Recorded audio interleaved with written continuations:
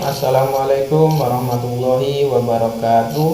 Bagaimana kabarnya anak-anak? Semoga semua sehat, selalu dalam lindungan Allah, dan tetap semangat belajar. Hari ini kita melanjutkan kegiatan pembelajaran kita ya. Tema 7 tentang perkembangan teknologi. Kita lanjutkan pada subtema 1 pembelajaran 6. Nah, anak-anak buka bukunya halaman 51 pembelajaran 6. Ayo membaca. Nah, kita baca dulu ya. Anak-anak dengarkan, nanti dibaca lagi dengan baik agar kita paham. Karena dengan membaca akan menambah wawasan baru dan pengetahuan baru. Siti, Dayu, Lani, Udin, Beni, dan Edo ingin belajar membuat tempe.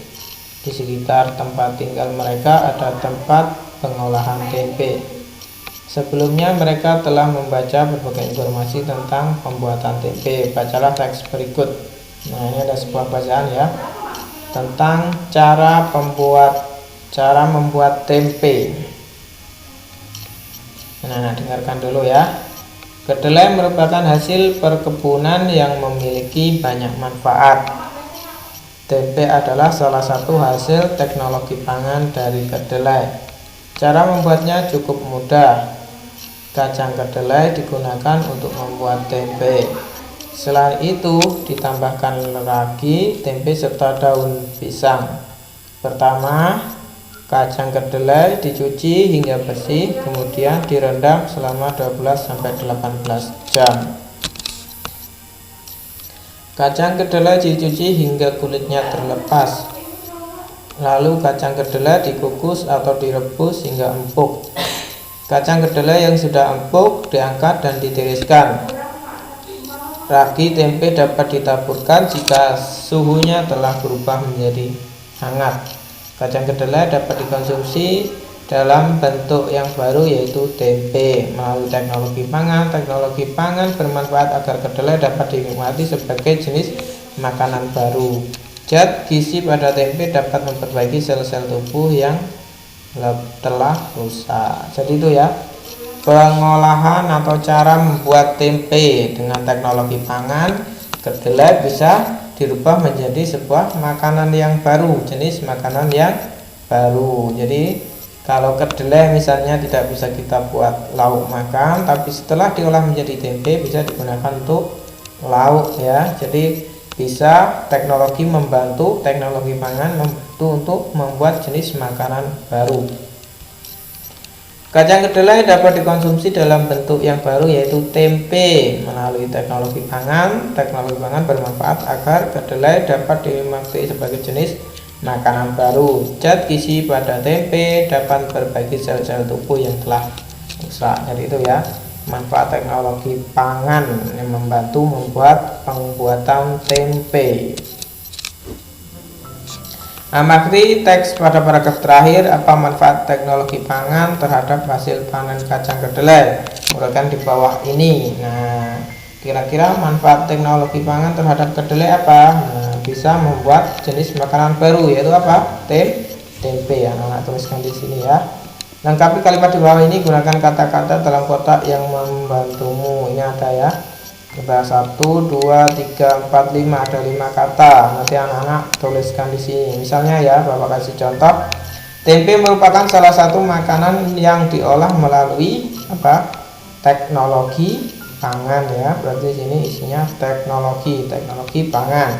Bahan utamanya adalah kacang kedelai dan ragi tempe. Ragi tempe berguna dalam proses perubahan dari kacang kedelai menjadi tempe. Seperti itu ya. Nanti anak-anak tuliskan di sini, diisikan di sini. Cari kata-kata yang sesuai, yang cocok untuk ini ya, yang kosong ini. Itu ya. Kita lanjutkan. Ayo mengamati. Siti, Dayu, dan Lani, Udin, Edo, dan Beni ikut serta membuat tempe. Mereka bekerja sama menyiapkan proses pembuatan tempe. Udin dan Edo menyiapkan kompor dan panci. Dayu mencuci kacang kedelai dibantu oleh Lani. Siti dan Beni bertugas merebus kacang kedelai. Siti harus mengisi panci dengan air Panci yang tersedia berukuran besar, gelas untuk menuang air berukuran kecil. Siti menghitung banyaknya gelas berisi air agar panci terisi sampai penuh. Nah ini ya, gelas-gelas untuk mengisi panci. Ternyata satu panci terisi penuh air setelah dihitung 9 gelas satuan. Nah, satu panci besar ini dapat penuh air dengan 9 gelas air ya. Jadi 9 gelas air ini jika dituang menjadi satu panci. Jadi volume dari panci ini adalah 9 gelas air atau 9 gelas satuan air ya. Nah ini namanya mengukur volume dengan satuan tidak baku. Kita lanjut ke sini. Ayo berlatih, jika air di gelas dituangkan ke dalam panci, lingkari volume air yang lebih banyak. Nah dari ini ada 1, 2, 3, 4, 5, ada gambar 5 panci. Kira-kira mana volumenya yang lebih banyak? Nah, anak-anak menghitung berdasarkan banyak gelas ini ya. Kira-kira mana yang lebih banyak? Yang lebih banyak anak-anak lingkari. Seperti itu ya cara mengerjakannya. Kita lanjut. Ayo menulis, amati hasil diskusi mengenai berbagai akibat dari adanya perbedaan sifat dan kebiasaan pada setiap orang. Nah ini ada banyak ya hasil dari akibat adanya perbedaan sifat dan kebiasaan pada setiap orang.